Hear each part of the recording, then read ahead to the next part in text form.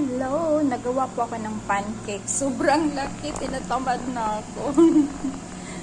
Ayan. Marami po itong hinahalo. Yogurt. Then, may hinahalo po akong keeper na 1.5.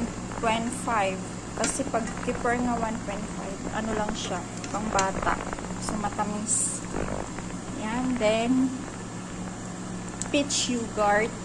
And, yogurt na ano na natural na yogurt. Yun. Tapos lagang baka. Alam mo yung mga tinatamad na ganito mangyari. Sobrang laki na ang pancake.